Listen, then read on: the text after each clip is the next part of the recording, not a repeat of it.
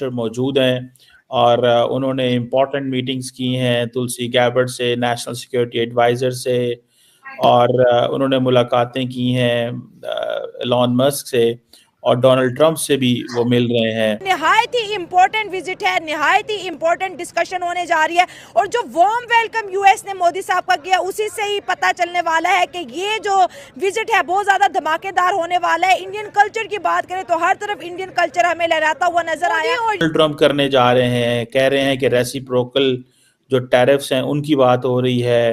आपको क्या लगता है कि ऐसा क्या करेंगे ट्रंप? अमेरिका के साथ यहाँ तक ताल्लुकात का मामला है तो 1965 की जंग में भी आप देखें तो उस वक्त भी हमारे हलीफ थे, लेकिन जब वो जंग ख़त्म होती है तो हमें पता चलता है कि वहाँ पर जो वेपन और जो सारी चीज़ें मिली हैं वो सारी की सारी अमेरिकन असला था जो कि इंडिया के पास। हमने ऑडियंस को बता दें कि हमने ये परसों कमेंट किया था एक दूसरे के साथ कि हम लोगों ने नरेंद्र मोदी का फ्रांस विजिट जो है उसको भी कवर करना और फिर जब वो यूएस जाएंगे तो उसको भी हमने कवर करना है।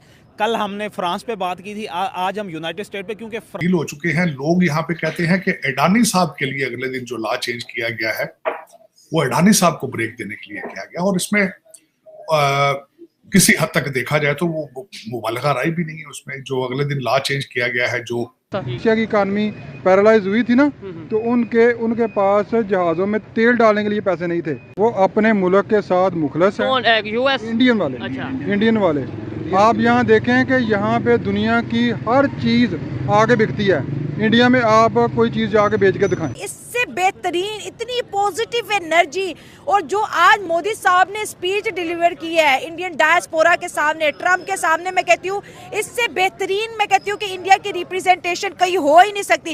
एनर्जी चेक करें भाई, स्टेडियम में आते हैं, इंडियन ढोल बजते हैं, पूरे स्टेडियम का चक्कर लगाते हैं, ट्रम्प थक जाते हैं, मोदी साहब की एनर्जी नहीं थक रही। टेक्नोलॉजी लेके आओ और हमें दे के जाओ।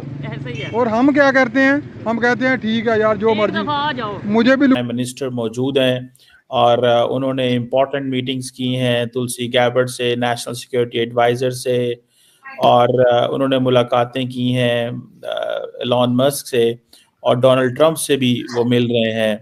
डॉक्टर साहब कैसे देखते हैं, क्या डोनाल्ड ट्रंप करने जा रहे हैं? कह रहे हैं कि रेसिप्रोकल जो टैरिफ्स हैं उनकी बात हो रही है। आपको क्या लगता है कि ऐसा क्या करेंगे ट्रंप? क्योंकि बहुत सारे लोग जो हैं वो इंडिया के अंदर बड़ी देख रहे हैं, दुनिया के अंदर देख रहे हैं कि इंडिया जो कि कॉम्प्रिहेंसिव ग्लोबल स्ट्रेटेजिक पार्टनर है उसके साथ अमेरिका क्या करेगा टैरिफ्स के हवाले से, उसकी इकोनॉमी के हवाले से। और दूसरा ये भी बताइएगा कि नेशनल सिक्योरिटी एडवाइज़र जो दोवल साहब पहुंच गए हैं, लास्ट टाइम तो उनके ऊपर एक न्यूयॉर्क की कोर्ट ने कुछ समन जारी किए थे जो उनको रिसीव नहीं हुए थे, लेकिन इस दफ़ा उनका वापस आना और डायरेक्टर नेशनल इंटेलिजेंस से मिलना, what do you make of that doctor साहब? और चीमा साहब, सबसे पहले जी दोवल साहब के बारे में बात कर लेते हैं। एक परसेप्शन ये है, अगर देखा जाए तो कहते हैं हालात चेंज हो गए हैं, वाकयात चेंज हो गए हैं, फीलिंग्स तब्दील हो चुकी हैं। वो सिर्फ यहीं से नहीं है, बल्कि ये आपने एक बात की, इस पे भी मैं बताता हूँ।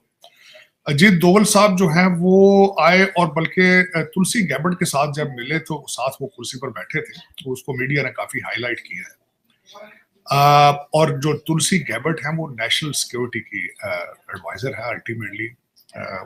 उनका law and order is part of her portfolio का हिस्सा है। लेकिन चीमा साहब सिर्फ यही नहीं है, हालात इंडिया के साथ तब्दील हो चुके हैं। लोग यहाँ पे कहते हैं कि अडानी साहब के लिए अगले दिन जो लॉ चेंज किया गया है वो अडानी साहब को ब्रेक देने के लिए किया गया और इसमें किसी हद तक देखा जाए तो वो मुबालगा राय भी नहीं है उसमें। जो अगले दिन लॉ चेंज किया गया है, जो किकबैक्स के हवाले से या कमीशंस के लिहाज से, और उसमें एक और चीज जो देखी जाए वो चीमा साहब ये भी है, ट्रेड के हवाले से। मेरे ख्याल में ट्रेड में मोदी साहब की एडमिनिस्ट्रेशन बड़ी तैयारी करके आई, क्योंकि मोदी साहब के रिलेशनशिप ट्रंप साहब के साथ बिल्कुल नए नहीं है। 2016 में जहां उन्होंने रिलेशनशिप छोड़े से वहीं से शुरू करेंगे, और उस पीरियड से लेकर आज तक अगर देखा जाए तो भारत का इन्फ्लुएंस मजीद वॉशिंगटन डीसी में बढ़ चुका है, चाहे वो विवेक रामास्वामी की शक्ल में हो, चाहे वो सुंदर पिचाई की शक्ल में हो। चाहे वो तुलसी गैबर्ट की शक्ल में हो, जिस तरह भी हो, और उषा की शक्ल में हो, तो भारत का इन्फ्लुएंस पहले से बढ़ चुका है। चीमा साहब, मेरे ख्याल, और तीसरी एक ख्वाहिश जो डोनाल्ड ट्रंप साहब हमेशा रखते थे कि हम लोग चाइना जो उनकी मोनोपोली है हर चीज में, उसको खत्म करके डिस्ट्रीब्यूट करें जो वहां से बिजनेस है, हम इंडिया को भी उसका फेयर शेयर दें। एक चीज जो यहाँ पे एक्सपेक्ट की जा रही है, दो चीजें नैरो डाउन हो चुकी हैं चीमा साहब, कि डिफेंस पे बात होगी और ट्रेड पे बात होगी, और ट्रेड के अंदर जो होगा वो टैरिफ की बात होगी। फास्ट ट्रैक नेगोशिएशन जो है, एक नया लफ्ज जहां पे सुना जा रहा है कि जो भारत के साथ फास्ट ट्रैक के ऊपर दूसरी दुनिया से हट के चीजें जो है वो ट्रेड को सेटल किया जाएगा। आज से आधा घंटा पहले जो उन्होंने आखिरी अपना एग्जीक्यूटिव ऑर्डर साइन किया है, रेसिप्रोकल टैरिफ जो है, जो कंट्री इस वक्त ट्रेड कर रहा है अमेरिका से, जो वो टैक्स लगाएगा अमेरिका की प्रोडक्ट्स पे चीजों को, उतना ही टैरिफ उनको लगा दिया जाएगा। मेरे ख्याल में it's fair, it's not bad. 1920 में जब कभी किसी ने ये टूल यही इस्तेमाल किया था तो गोल्डन ईरा था, अमेरिकन इकॉनमी उस पर ग्रो कर गई थी। तीसरा, इस वक्त डोनाल्ड ट्रंप साहब का वादा था आज जो उन्होंने रेसिप्रोकल टैरिफ साइन करने से पहले बात की, तो उन्होंने अमेरिका की कार इंडस्ट्री की बात की और उन्होंने ब्रैग किया कि मेरे इस टैरिफ की बात सुन के चाइना बहुत बड़ी फैक्ट्रियां बना रहा था, बहुत बड़ी बड़ी कारों की चाइना में, तो वो कंस्ट्रक्शन बंद हो चुकी है।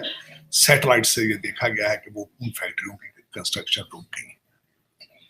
उनका इशारा ये था कि अमेरिका अपनी गाड़ियां अमेरिका के अंदर बनाएगा। इस वक्त टैरिफ का सबसे बड़ा फायदा ये होगा कि अमेरिका के अंदर इंडस्ट्री जो है वो दोबारा रिवाइव हो।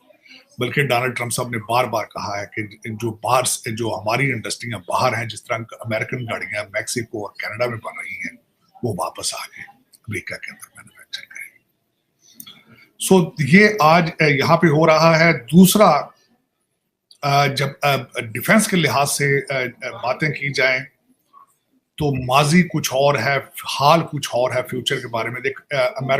भारत ने अपाची हेलीकॉप्टर खरीदे थे 2022 में, एक भी हेलीकॉप्टर